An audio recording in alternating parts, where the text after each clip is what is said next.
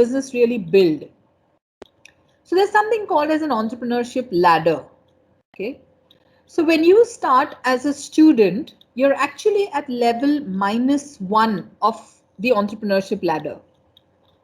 You start at -1 level, then you go to becoming an employee, which is level 0. That means now I'm actually working for someone else, but I'm kind of learning everything that there is. So I have to learn how to do the work in an office environment. I need to learn sales, I need to learn marketing, I need to learn production, I need to learn how to handle team members differently. I need to be able to acquire all the skills that are required. So I become an employee.